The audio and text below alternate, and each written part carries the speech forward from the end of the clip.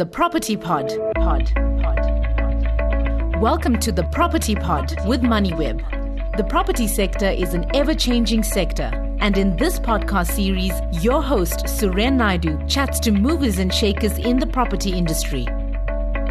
Hi there and welcome to the latest edition of The Property Pod, South Africa's leading property investor podcast. My name is Suren Naidu, and on this Moneyweb weekly show, we gain insider insights from leading executives and list developers and entrepreneurs in South Africa's expansive property industry. The multi-billion rand Zimbali Lakes development has been on the cards on the burgeoning KwaZulu-Natal North Coast for over 15 years and is now making significant headway. It is being developed by IFA Hotels and Resorts. I believe it's IFA, which is listed on the Kuwait Stock Exchange, and IFA first invested on the North Coast back around the early 2000s when it bought into the flagship Zimbali Coastal Resort that was done by Tongaat Hewlett at the time. That was a long time ago, and Tongaat hasn't been involved in Zimbali for over a decade. When IFA Hotels and Resorts initially invested back in 2003 or so, it was touted as one of the largest foreign direct investments in SA's residential and tourism industry. But the big news out this week is that the group have roped in the Big Easy, SA's golfing icon Ernie Els, to be involved in the landmark championship golf course at Zimbali Lakes. The course is touted to be SA's most significant golf course development in over a decade.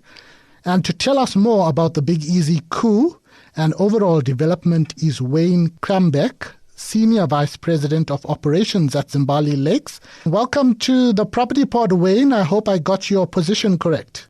Yes, all good. Thank you, Suren. You got it 100% spot on. Thank you. And quite excited to share all the news with you. Yes, it is a coup of sorts for Zimbali Lakes. How did that come about? You know, Suren, I mean, not many people will know that listening to this, but I'm actually a PGA professional by trade. So I know many of the touring professionals in the country, and Ernie is one of them that I've got to know many years ago when I started in the industry back in the early 1990s, and we played a fair amount of golf at the likes of Fancourt and around. So you know, knowing Ernie and understanding the brand of what they have and the brand that we have, it's a natural fit to take something that has an international flair to it, you know, because, I mean, Zimbali brand really has not only a local, it's iconic development, but internationally it's also well known. There's many tourists that do come and stay in KZN and specifically go to Zimbali Coastal Estate. So, you know, bringing these two brands together was a natural sort of progression for us to move forward. And it started very simply on an idea of saying, you know, let's create something very special from you know, we don't have a fully scaled driving range. We don't want to do anything what we do. We want to do it half-baked. So we said, let's create something that's really, really special and put in an EPGA academy there, which really comes at a totally different level to the majority of what you'd see anywhere around the world, to be honest. So, and that sparked a whole lot of more conversations and more discussions, and so this thing grew, which we'll chat a little bit more about. But that's really how it started. Was really with us talking about how we create a very, very unique experience from an academy, a driving range perspective, and then that led to all the other discussions as well. Well, Ernie is an icon, as I said, so I'm sure it'll have some branding benefits for the Zimbali development overall. But what will the partnership entail? As I understand, it will be more than the Big Easy being involved in the design of the golf course.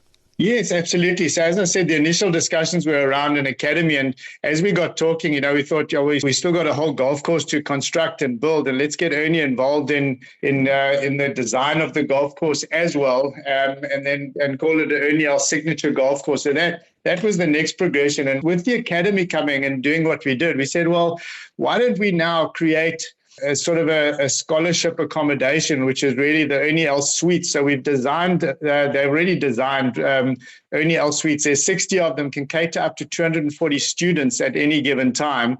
These can also be rented out to go for people that want to come to the Golf Academy for a week session to fix their drives to come and play golf and do, just all the amenities that we have at Zimbali Lakes. So, it incorporates now the Ernie Els suites as well, which then has an education part tied to that, which will bring a huge amount of, I believe, international and national investment into our area, because the kids will want to come to this academy and like Ernie, become a Hall of Famer one day. That's really what this is about. That's the level that we're projecting on this. Then it got into bigger discussion, said, well, if we're going to go this far, Ernie's got some great wines. We as South Africans love wines. They're predominantly down in the Cape. Why don't we get the Big Easy involved and create a Big Easy pub and grill within our clubhouse? And the reason we did that is because it comes with the name, comes really family. It speaks to families going into that type of environment. It's not an upmarket restaurant that you want to go and sit and just, you can't talk, can't make a noise. This is an estate that we're in. So it's going to incorporate the Big Easy pub and grill and a wine cellar, which would not only be the Ernie Els fantastic wines that he produces down in the Cape in Stellenbosch, but also some of the great South African wines that will go with that. And then the biggest one of them all, really, for me, is getting Ernie. Ernie's decided to build a residence at Zimbali Lakes in a newly released part of our development called Totali Views. It's really the creme de la creme of our estate. It's got views of ocean, lakes, golf course, wetlands, forests. It really is stunning. So it's that's just come to the market. So Ernie's going to be building a residence on site. And I suppose the next question would be, is he going to live here permanently? Well, Ernie's an international golfer. His primary home is in Florida, but he does own a house in Wentworth. He's got one up at Leopard Creek, and he'll have one at Zimbali Lakes now as well. So when in residence and in the area here, this will be a home away from home for him as well. So we're very, very excited about that. I think that really shows you the buy-in and the credibility of the two brands together. So yeah, that's where this is growing, and I don't think it's going to end there. There's other possibilities that we are discussing with Ernie and his team, to take this collaboration even further. Well, we'll be keen to hear about those as they come about. Yeah, quite a number of things that's going to come out of the Ernie Els partnership.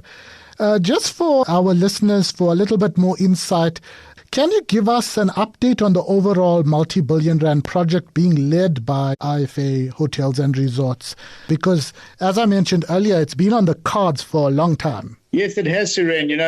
These type of developments, I've been involved in primarily golfing estate developments for the last just over 30 years, 32 years now. And, these things don't happen overnight. And Zimbali Lakes is no different. I think the planning started as early back in 2005, 2006. Then there was challenges with regards to business ideas between Tongaat Hewlett and IFA, and just in how they wanted this development to be, and that stopped the development for some time. And within developing the estate. Eventually, IFA bought Tongaat Hewlett out of the development. And then obviously, we've had the natural kind of disasters in our area, the floods and the various bits and pieces. But however, one of the biggest impacts that was also on our development, and it was prior to me joining the company, was where there was some forum activity on site, which really stopped the development for just short of a year, just to resolve all of those issues in that. And I think that's been a common thread throughout the industry. And, so that had an impact on us.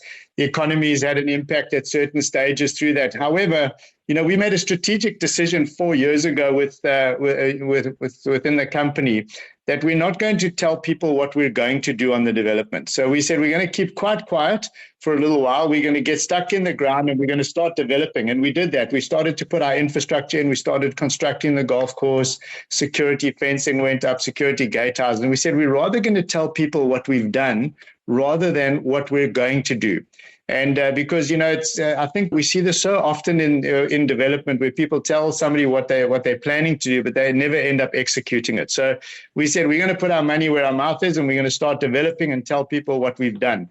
And I think that's worked so well for us. So the total development costs on site here, and I'm talking just infrastructure for your main services, is around 1.6 billion rand for the development, and that excludes any top structure. We've currently spent just over 800 million on the development to date. And we're proud to say that we're actually debt-free. We're not encumbered on any bank. So, the development itself is very de-risked, if you want to put it that way. Our sales have been good. We're sitting on about 1.2 billion rand worth of developer sales that we've done to date. And we've still got about 1.5 billion to go. So, I think the estate is very well positioned now. And, if all goes well in the economy in the next year or so, we tend to think things are going to start turning by the end of this year. I think we're well poised for some really, really good success over the next couple of years. Thanks for that, Wayne. You kind of answered my next question around the delay, but when it was launched, I think I was at the launch back in 2008 or 2010, and Gary Player was brought in at that time.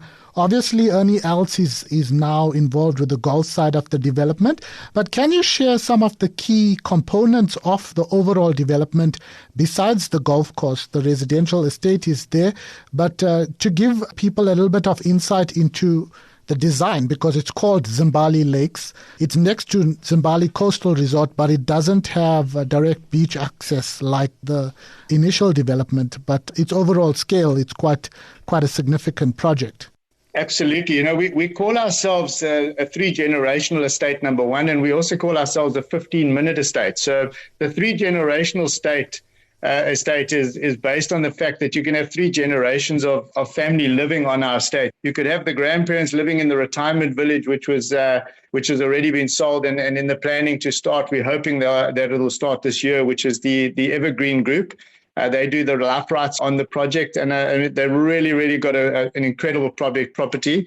And they're probably the leading construction people within that sector of the market. So, that's going to be great. So you can have the grandparents living here. You can have the parents living in a beautiful single residential home looking over the lakes.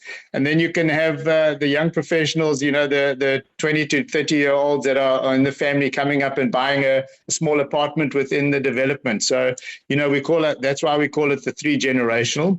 We call it a 15-minute estate because you're really 15 minutes away from anything and everything that you could possibly need. I mean, the airport's 12 minutes away from us. We got private hospital 2.8 k's up the road. We've got 5 private schools literally within a 10-kilometer radius of the entire development. You've got shopping centers. You've got, there's just everything. You've got beaches on our doorstep. And by the way, we do have actually access directly onto the beach. We've got a beach clubhouse site on the southern part of our property.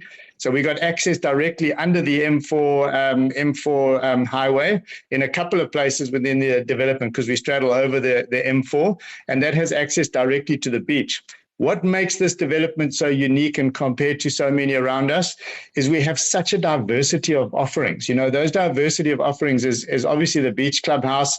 We got 20 hectares of lake, which border on the ocean as well. Beautiful wetlands. We've got an 18-hole golf course. We've got a shopping center called in our Totali precinct that's going to come up in the next few years. Which will be constructed, which has residential retail. It's got hotel rights on it.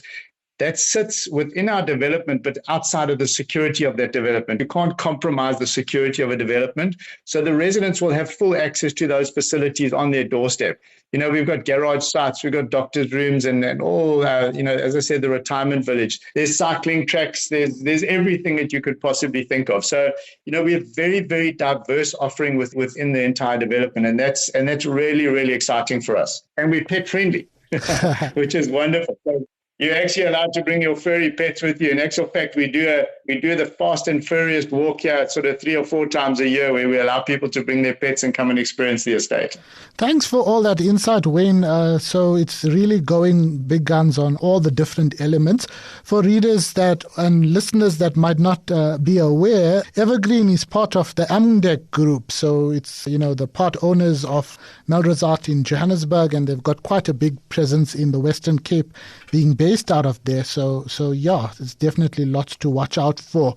When, just in terms of total size of the development value, over its development period, how much is expected to be invested over the next perhaps 5 to 10 years? So, Serena, it's a very hard number to give you when you're talking top structure. But I can tell you as a master developer, we're pumping 1.6 million into infrastructure. The golf course on itself we're spending about 92 million on the golf course construction.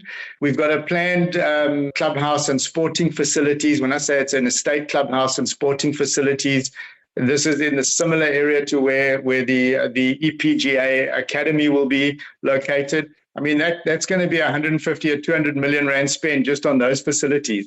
Then our Totali precinct, we've done the feasibility on a Totali precinct, which is the mixed residential, the retail and the hotel rights and so forth. I mean, that's sitting in the region of about a 3.5 to 4 billion rand spent to develop all of that. It doesn't take it. That's just the development costs on it. And then you've got all your individual homes. There's another 1,000, 600 homes that will be built on site here in total, up and above what's on the Totali precinct. And, I would say if you went on conservatively and said the average house will be built at sort of 10 to 15 million rand, it's a massive number. It's billions and billions of rands. And then, I always say to everybody, everybody says how much, what's it going to bring to the economy? And I think the biggest asset to the economy here is long term. It's the jobs that are going to get created within our greater community.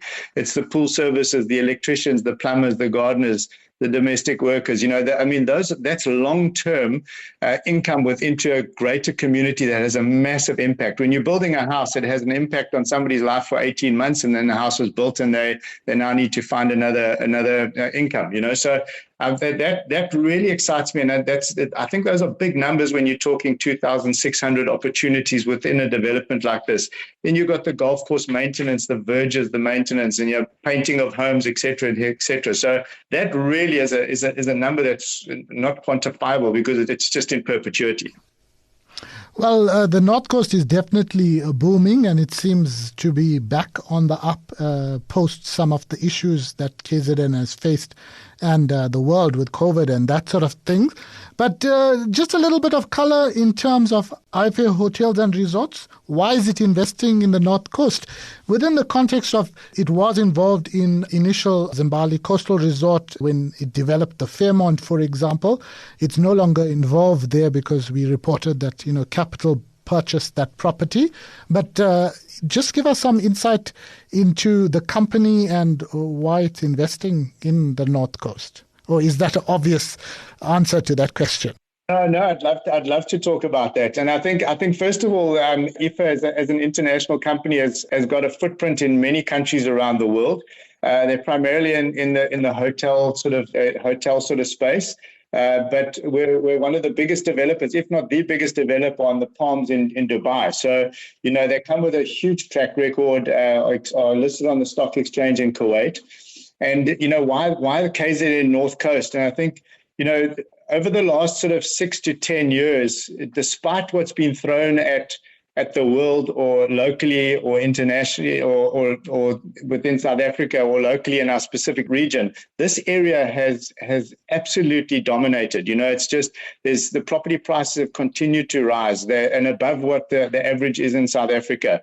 I mean, there's still, on the latest report that came out, I think there's on average on the North Coast, there's about 41 families moving to the KZN North Coast on a monthly basis. And that increased on last year, the count or the previous year count was, I think, 36 to 39 families. So it's actually getting bigger. So people are looking for a lifestyle. And I think COVID had a big impact on this, obviously. People are looking for a lifestyle. And the KZN North Coast, specifically, we refer to the Belito area when we talk about the North Coast. It's well run. Our road structures are working well. They're looked after. Our robots work when the power's out because we've got the UIP involved with local community and the municipality.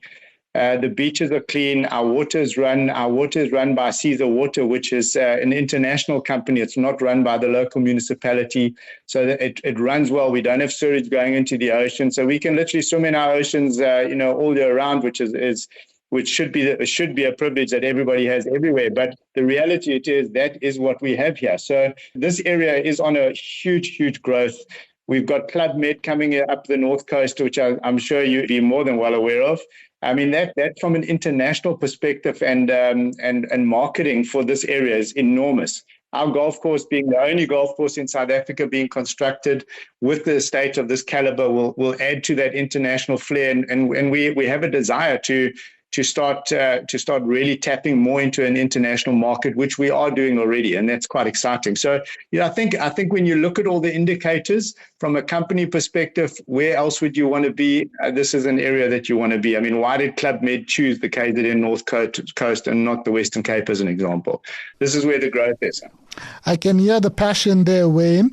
Out of interest, IFA was IFA Hotels and Resorts. Believe it or not, at one stage was even listed on the JSE. International player, as Wayne mentioned. But Wayne, before you go, just some concluding remarks on the company. Besides Zimbali Lakes, is it involved in any other projects in South Africa? You don't have to go into the detail, but when it was listed, I remember that it was involved in a couple of other projects in other provinces, for example.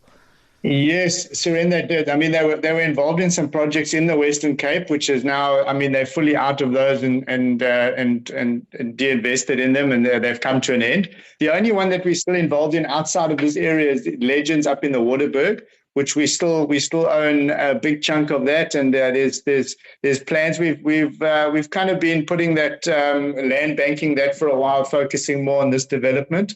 But putting other projects in place there from farming point of view and game management and that kind of stuff. So I think in the coming years, there's going to be some exciting stuff that starts to happen within that development. But right now, it's just not ready for the market at the moment.